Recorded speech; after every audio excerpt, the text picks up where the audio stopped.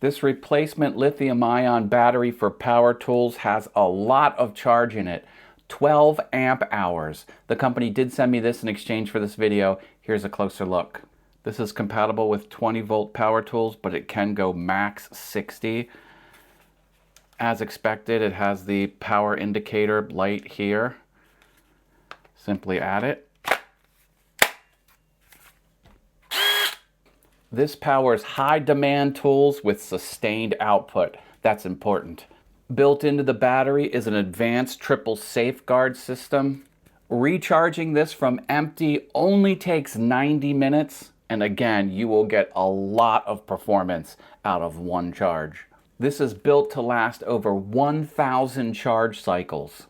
If you need reliable power for your tools and you need a lot of power that can last a long time,